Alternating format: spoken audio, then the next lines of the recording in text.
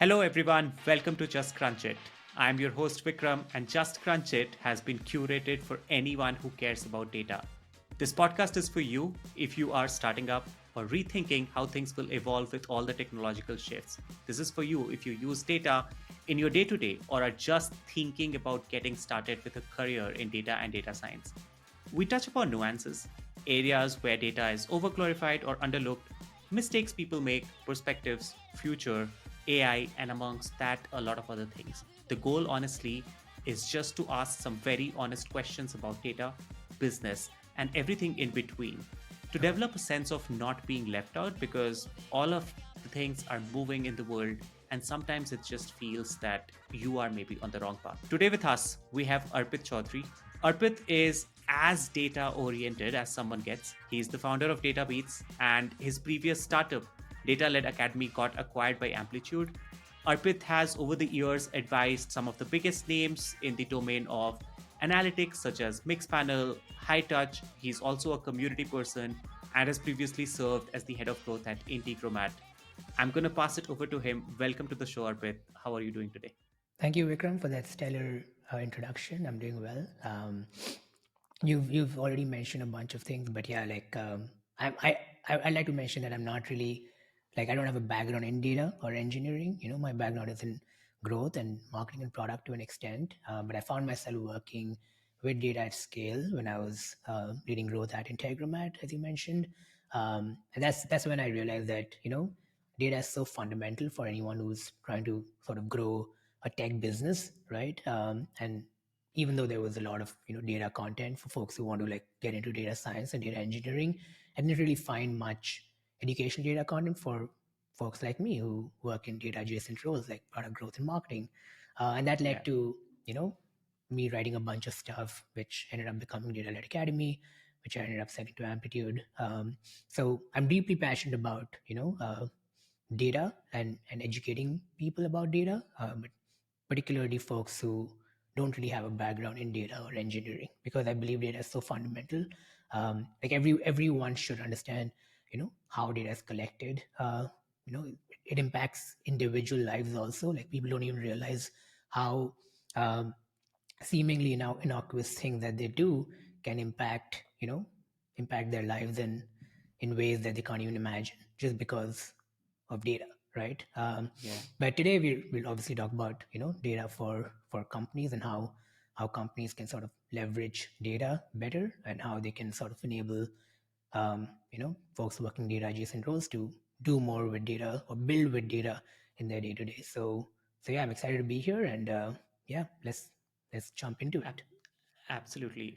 Pleasure is mine. Arpit, I have a lot of thoughts and personal curiosities around the whole journey that you talked about in terms of how you didn't have the data background and you ended up doing something which a lot of people, probably even in the data space today, would find meaningful. But I don't want to jump the gun. I want to go dive straight into the meat with this personal curiosity again of sorts. And that is what Crunch It, just Crunch It for that matter, is about. Like I just feel if I keep asking things that I'm looking and observing here, it turns out there's a group of people who find relevance and resonate with those things and those stories as well.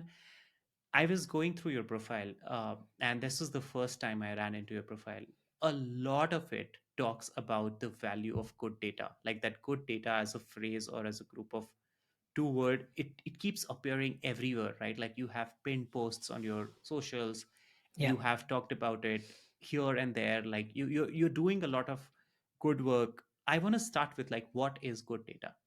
Yeah. How do you define good data? So my definition of good data is essentially a robust data foundation. It's not just about the nature of the data, the quality of the data itself, right? You obviously need good quality data, and there are a lot of dimensions of good quality data. Data that is of good quality needs to be accurate and timely and complete and valid and all of those things. But the way I see good data is basically a robust data foundation, which is basically something every company needs if they want to do anything meaningful with data, right? So what is a robust data foundation is it's a combination of infrastructure, right? Obviously tools, Hmm. but also um, processes that enable strong collaboration between data engineering and non-data teams, right?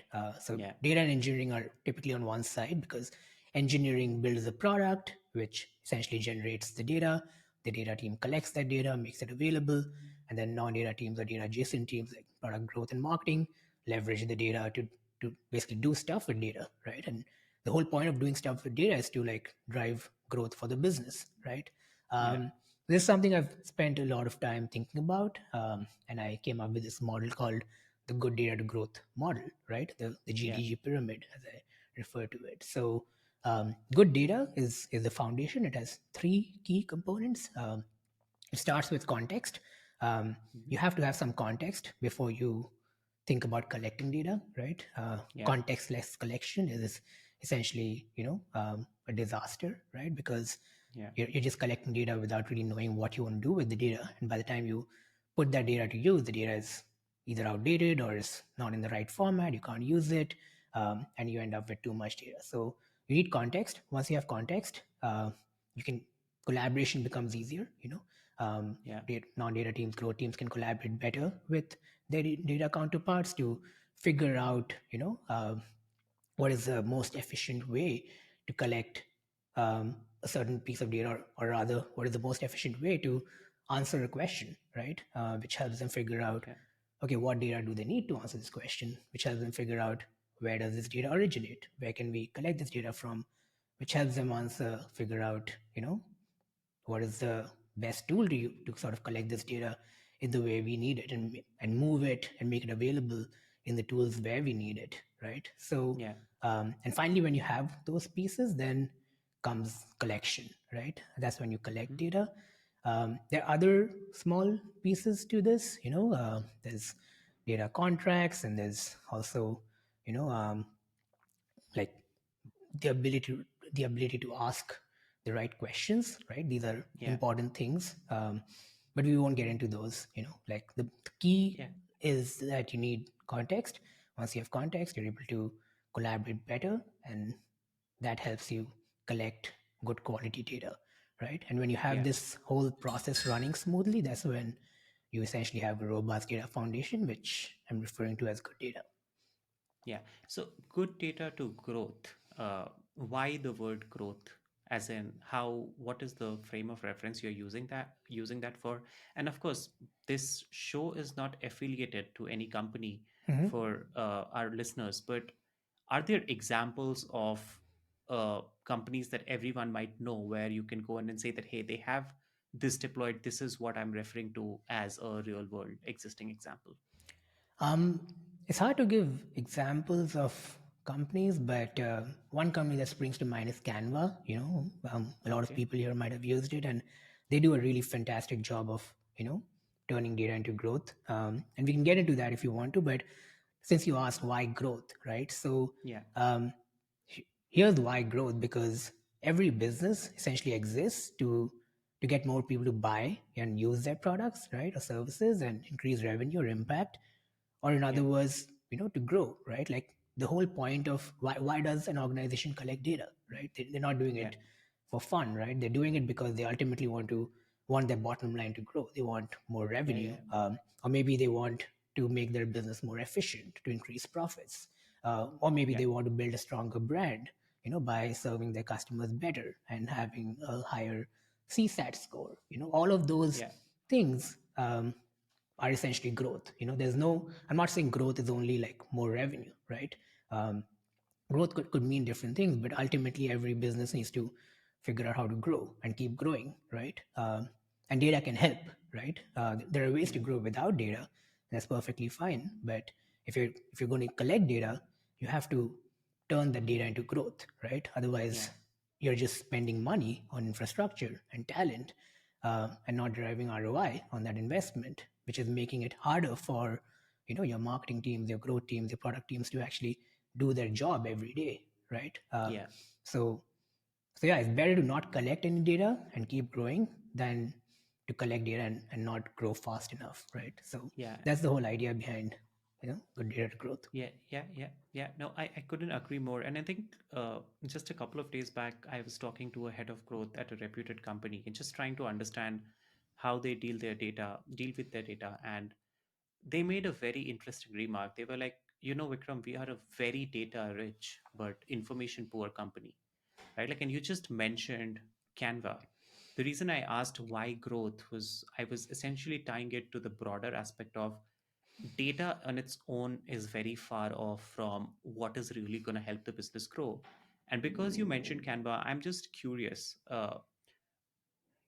Information, or for that matter insight, which is maybe like a layer of evolution on top of data, you have to do certain operations before it starts making sense in a way that a product manager can go in and use it and say, hey, here's what we need to do, right? Like, there is a lot of abstraction, and I think most people are really bad at that as well. As in, there is like a problem of literacy, which is mostly about business context, or about looking at that data with the lens of what really it's speaking as far as our business or their business goes. But circling back on the main question, as data turns into an insight, what shapes and forms does it take? Are we looking at very complex operations? Are we looking at very simple operations? Is it both of it? Can you just dive a little deeper into it? Some So Canva doesn't have to be the example, but sure, like someone like Canva, I can't imagine how they have scaled it to that big of an org now. So let me give you, tell you how we did it at Integromat. Yeah, Because we grew really fast. We didn't really have a lot of data infrastructure, but we were acquiring a lot of users, right? yeah, But we needed insights to understand how to get more users to use our product and become activated users, and then ultimately become paying customers, right? So yeah, um, the process of like going from good data to insights has like two main parts, right? One is analyzing, event data, or which we refer to as event analytics or product analytics, right? Where you want to understand user behavior, what they're doing inside your app, what they're not doing, which features they're using, not using, and then make some decisions based on that data. Right. So once you have, the events flowing in into an analytics tool, you can derive some insights, right, from that raw data that is being generated. yeah, Sometimes you want to like transform that data to make those events more meaningful, but ultimately you can derive some insights about like where users are dropping off, or where most users are sort of getting stuck, or features that are sort of not being used at all. um, the other path is to basically, when you want to sort of combine data from different sources, right? So you want to like combine data from your support tool and maybe your email marketing tool with some of this behavioral data to answer more specific questions, right? That's when data modeling comes into place, because now we're talking about combining data from different sources. And then you have some insights, right?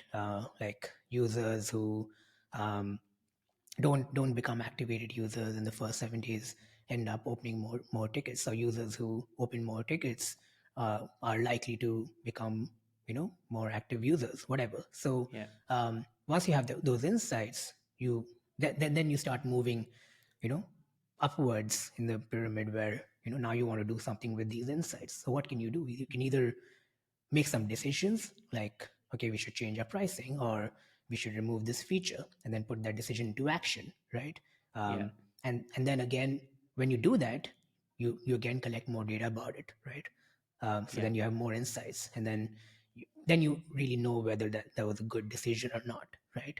The yeah, other path is um, running experiments, right? Or running campaigns, sending contextual emails or in-app messages, or showing ads or whatever, to get users to come back to your product or use it more often or refer it to others.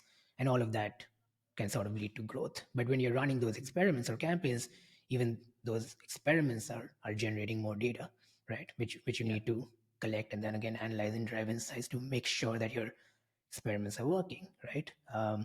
So it's a circular process. It's not linear. You don't just collect data, analyze it, and then do stuff, and things just happen. yeah, It's a really messy process, but it doesn't have to be like complicated, right? Once if you have a mm, good process in place, then, and of course you have to work on like, you, you have to have strategic bets. You can't be doing 10 different things at the same time, because Of then course. you're collecting too much data, and then Yeah. deriving insights from the data becomes really hard, right? And then you end up with decisions that are not necessarily good decisions, or you end up running experiments that are, not good experiments. So yeah, that's that. Yeah. Arpit, now that you put it in a very structured way, it's almost as if you're talking about what needs to be in the DNA of, let's say, the foundational model or the founding team in a company, so that as things scale, as you get tempted to like break rules and move fast, chasing some numbers, you're not like basically running away from how you are playing around with data and how you keep it very central. But I have to ask you this.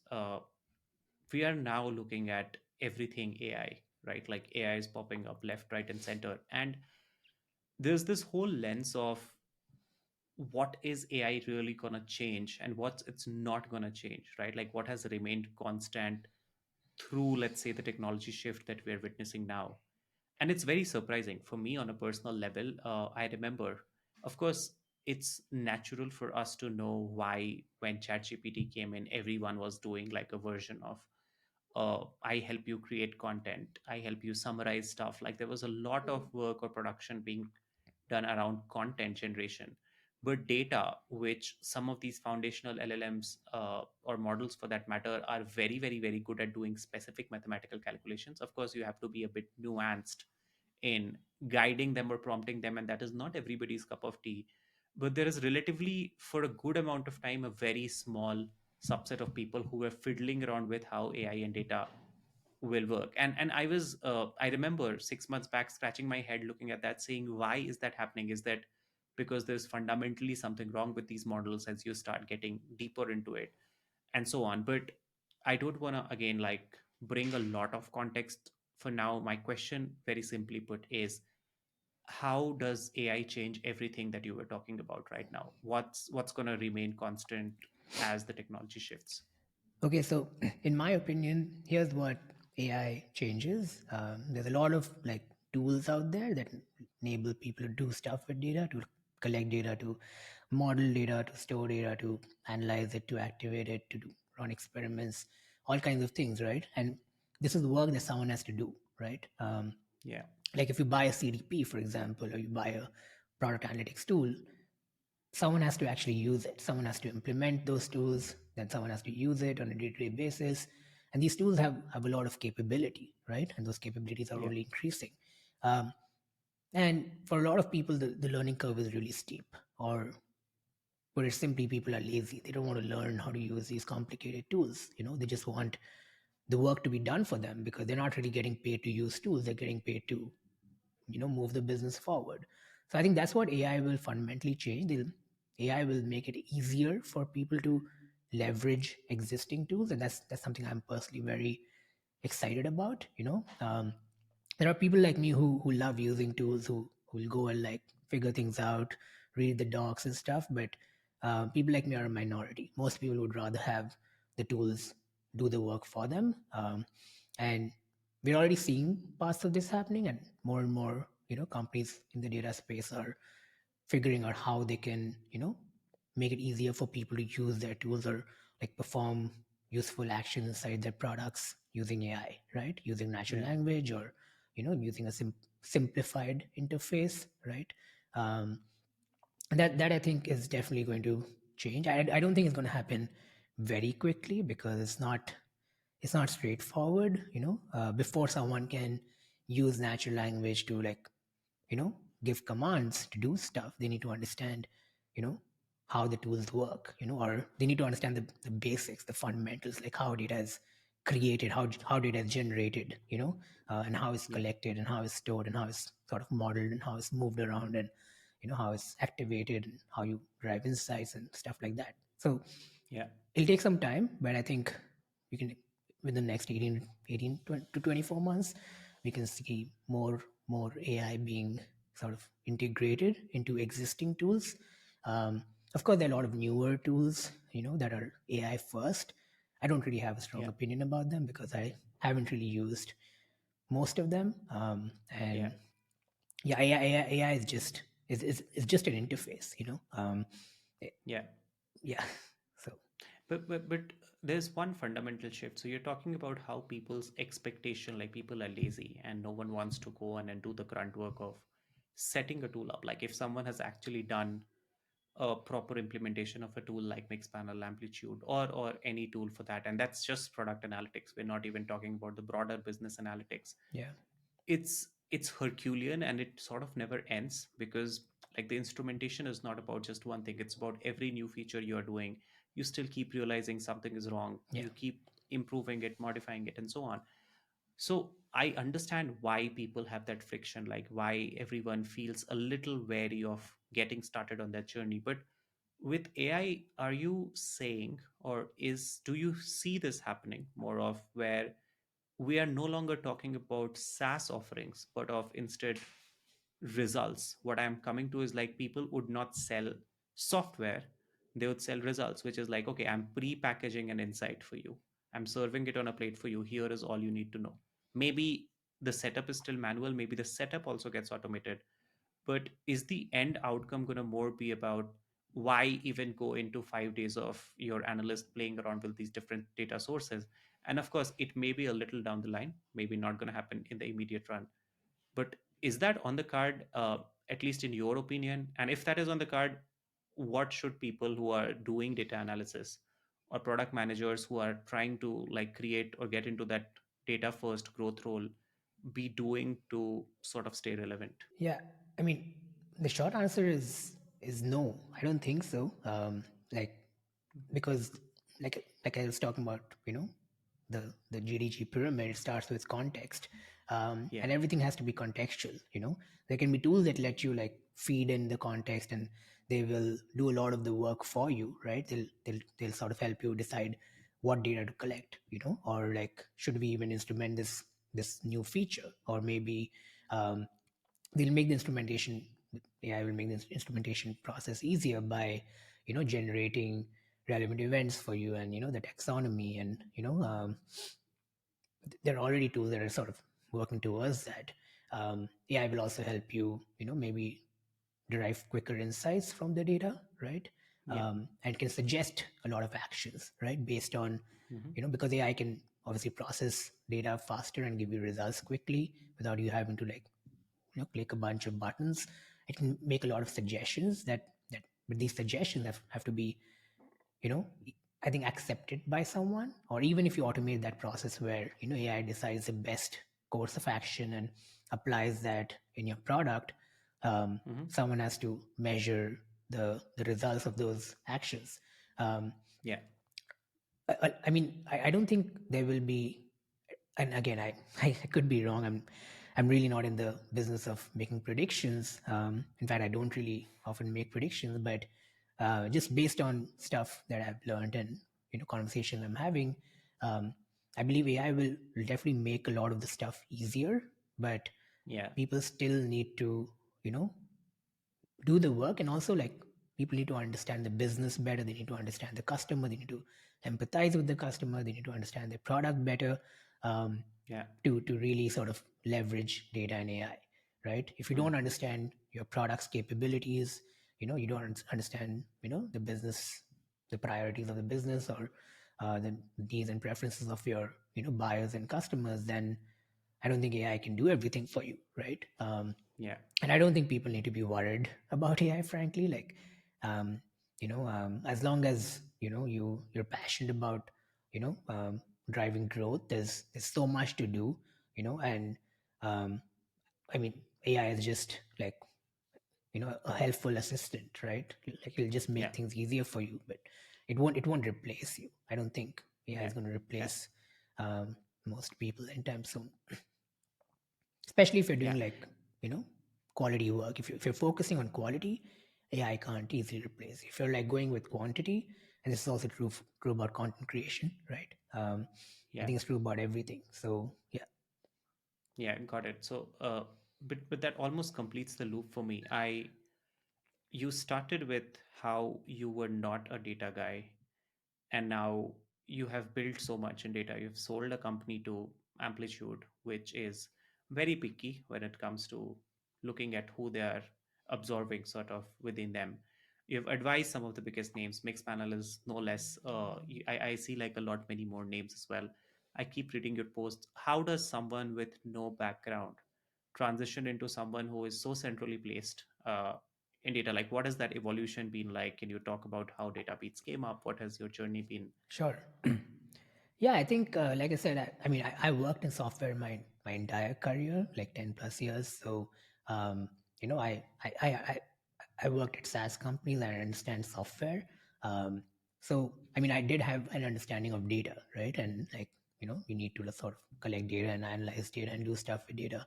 I did do a bunch of that stuff at a previous startup of mine, but um, when I worked with data at scale, I think it made all the difference, right? Because when you work, you might know about something, but when you experience it at scale, it enables you to learn a lot of these edge cases or problems that wouldn't appear when the scale is small, right? So Yeah, for me, that happened at Integromat. We were a very lean team. We didn't have a data team, but we were growing really fast. In the sense, we were acquiring a lot of users. When I say growing really fast, I mean we were acquiring almost 1,000 new users every day. And at that yeah, point, we didn't really have we had very very basic data infrastructure, right?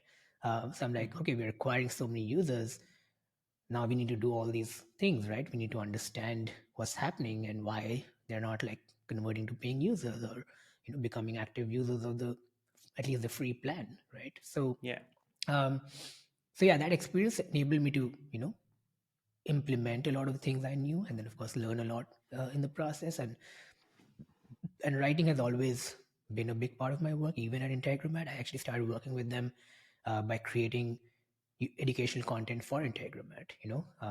So I'd done a lot of like content creation anyway. So so I just started writing about the stuff that I learned, which almost became like an ebook, and I'm like, okay, this is too dense, no one's going to read it. So I ended up sort of splitting it into like individual guides and start putting them out under Data Led Academy. And yeah, that's when like people started noticing it. It started resonating with people. I was a lot of people would reach out to me who were building these tools, yeah, like including companies like HiTouch when they were like super early, and that's how I yeah, started working with different companies in this space. And yeah, Data Led Academy kept growing, the traffic kept growing, but my goal wasn't really to create an online academy, and I was already like doing a couple of different things. So you know um, ultimately, like someone I knew introduced me to someone at Amplitude, and they were interested in like they wanted me to create similar content because the content was very relevant for a company like Amplitude, still is. So long story short, they ended up buying it from me, and that's how I ended up working with Amplitude for 6 months. I also created a lot of new content for them, um, and then after that, I was like, I had this urge to keep creating data content. I already had a newsletter then; it was called something else. Then I created a show, which was called Data Beats, and then ultimately I sort of combined everything under the Data Beats brand because um, it's just a it's just a strong brand because with Data Beats I'm trying to combine my love for music and drums in particular, as you can see, yeah, with the work I do in data. So I would say just years of doing and learning and curiosity and writing. Of course, writing is learning, right? So when I write about something, I learn new things every day. Um, yeah, that's how I've been able to sort of make a name for myself. But yeah, I mean, it's not there's no shortcut. There's no sort of yeah. easy way to do this. Yeah, but it all looks so simple now that you connect the dots. But and I love that name, by the way. Like, I was gonna ask you what's with the drums in the background, and now it all making sense. Like, okay, you are the guy I think of when I think of data, and then like this love for music, love the name, love the story. Okay, Looks very straightforward when you connect and like remove like where it went tough. But were there dark days as you were going through it? Maybe you were producing content, no one was reading it. sure. I think you are writing now in the form of a book. I think like there's a lot that we probably skipped down on.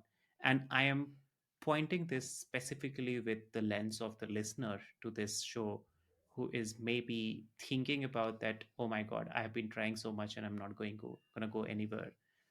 With that lens, can you talk about like where was that point? Did you ever think of giving up, Sure, given yeah. that you were migrating? Yeah. Many times, of course, you know, the work isn't easy. Content creation isn't easy, and standing out, grabbing attention isn't easy. So there were many days. I refer to those as moments of weakness when I feel like, Yeah. the work I'm doing is meaningless, or like, why am I even doing it? I could make more money if I get a job, because most of the content I produce at my own cost, right? I don't get paid to do it. But that also enables me to just really give it my 100% and like put out stuff that I truly believe in and not something that a company wants me to write, right? So I've done a lot of, content work for companies. I've also helped companies, you know, think about their own content strategies and growth strategies and stuff. And there's obviously like a lot of joy in that, but nothing beats putting out content in your name. And like I said, it takes time. Obviously, when I started putting out stuff on Data Academy, I didn't really have readers on the first day or the first month, but um, it just happened organically.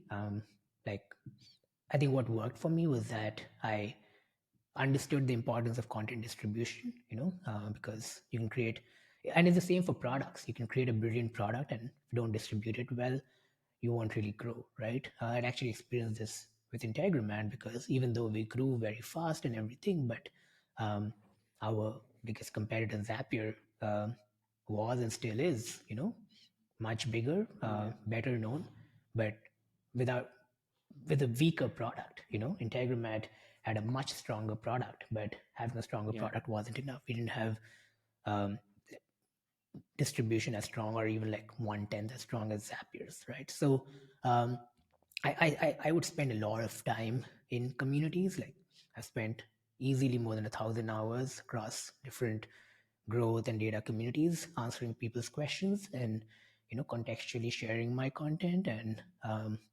And yeah, that's how it sort of started to grow. The other thing is that I don't really care about numbers so much. Even today, like if you look at my numbers, they're not like huge, right? I care about resonance. I want my content to like really resonate with people, and that's what matters to me. And how do you measure resonance? Well, when people you know leave unsolicited comments on your content, or people DM you saying that they found something really useful, or they got a job, or they used this content in a job interview or whatever. That's resonance, right? Where people are reaching out to you, and that obviously is a huge metric of success. So I think it's also like a bit of what matters to you. For me, like big numbers don't really, of course big numbers are nice to have. In fact, I had a lot of good traffic. Like I had my traffic for Data Led Academy, the first project, was growing significantly because a couple of my guys were ranking um, right on top for really good keywords. So there was a lot of SEO traffic, but that didn't really move the needle for me. Yeah. What really moved the needle for me was when I was able to reach the right people. Um, so so yeah, I think when you're creating content, you need to know who you're creating content for, and then you need to like do a lot of things to put it in front of them. You can't just put it Yeah. on your blog and or a newsletter and expect people to show up. It's obviously gotten easier. Like distribution has gotten easier, but it's also gotten harder because there's more competition. So I think what's important is to like figure out what is it that you want to know, what is it that you want to be known for, right? Yeah. Because I could write about SaaS, I could write about community work that I've done, but I chose to, and I did write about those things also, but I chose to stay focused, like spend most of my time writing about data for non-data people, right? Because not enough people were doing that. Enough and more people are writing about SaaS growth and community growth and stuff like that. So also identifying your niche is important. So yeah, but Yeah. yeah, there were many days of like moments of weakness where I was I didn't want to. In fact, there were months where I went without creating any content. And that's okay. Mm. Like I don't really care about you know being consistent from a week to week perspective. right? I don't think Yeah. consistency is about, you know, putting stuff out every week, because if that's what you care about more, you will have to compromise on quality, right? Yeah. So yeah, you just Yeah. need to know No. what you want to really sort of be known for. y- Yeah. Yeah, and thank you for being so honest and transparent here, Arpit. You touched upon distribution, identification of a niche, and it keeps reminding me of when I was starting up in data. There was a whole bunch of people who were coming and telling me, Vikram, it's an oversaturated space. Don't get into it. It's very tough. Don't do this. Are you sure there is need like a need? And so on. And they still keep asking these questions. There are nights where I'm asking myself these questions as well, even till date. But to someone who's starting out today, how would you recommend they think about the domain of data? Like, are there unmet needs? Uh, are there pitfalls they should obviously avoid? And how would you in general approach this if you were trying to do it today? You mean starting out like a business, like trying to build a data product, or someone like starting out as Yeah, a yeah. Let's say a product that is focused on the domain of data science, whether it's about cool? a Yeah. product or in, yeah. Yeah, I think the main thing is to really, know who you're building for, right? A lot of data companies, especially the one that has sprung up in the last 3 4 years, have been really confused, and I talked to many founders, so I know this, firsthand, where they don't really know who they're solving for, right? Who they're building Yeah, for. You have to deeply empathize with your prospect. You have to really understand their pain points, and they have to understand their priorities, right?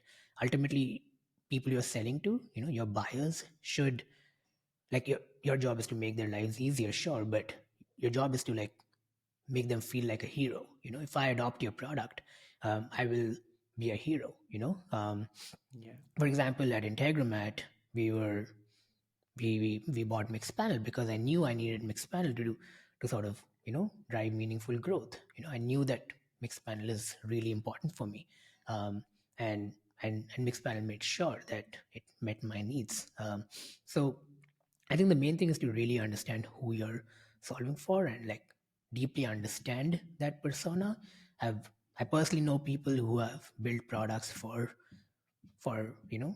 people, or like personas they don't really have much understanding about, right? mm, And that always becomes a challenge, right? Like, you have to solve problems that you deeply understand, or you're passionate about, or problems that you've experienced firsthand. I think that makes a lot of yeah, difference in the long run. In the early days, it's all exciting, but when the going gets tough, and it always gets tough, yeah, you need additional sort of motivation, and that only comes if you have this intrinsic motivation. You have yeah, this deep passion, or, like, you're, like I say, I'm fiercely passionate about the work I do.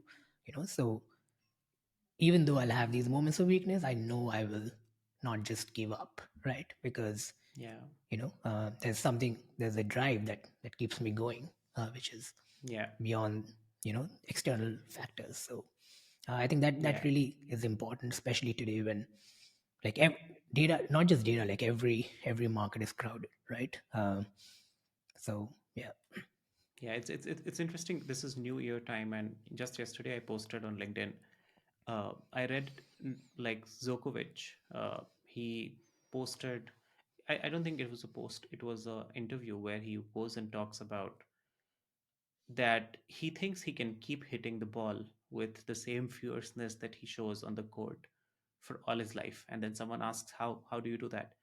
And then he goes and says that for me, hitting the ball is not something that I have to think about. It's like hit the tennis ball activity for me is something that comes naturally to me. It gives me fulfillment. Yeah. And now we are in the new year. A lot of people are coming up with their own plans. A lot of folks who are like sort of thinking that, okay, this is maybe a new beginning. I think essentially what you just said is very simple to hear, but it's incredibly tough to practice. And it ultimately ends up boiling down to identifying that niche and like having a really, really, really good pulse on who you're solving for. I agree when you say that most of the companies that have come up in the last 4 years, they're confused. And I have been having this observation on my end as well. Sometimes we still keep thinking in the wrong direction internally at Crunch as well.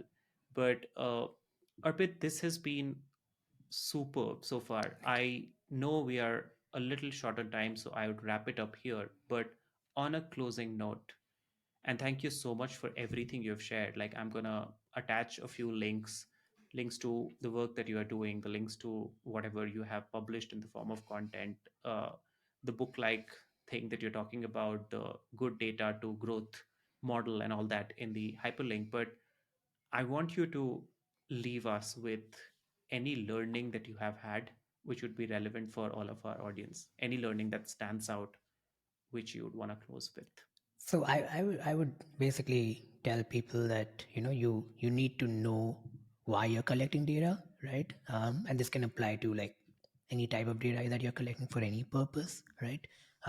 If you don't know why you're collecting data, like even like for me as like I'm trying to grow a media company, so to say, and um, I was tempted to set up like when people subscribe to my newsletter, I wanted to have an onboarding survey, ask them questions about stuff they're interested in, and such and such things. But ultimately, when I thought about okay, once I have this data, what exactly I'm going to do with it, I didn't have a concrete answer. Of course, I can do a lot of things with it, but I don't have the time or the bandwidth to do those things. So I think knowing why you're collecting data and then actually, you know, following up on that and doing stuff that you want to do with the data is really important. If you don't know what you're going to do with it, or you know what you're going to do with it, but you don't have the resources or the bandwidth or the tools, then it's best to not collect the data today.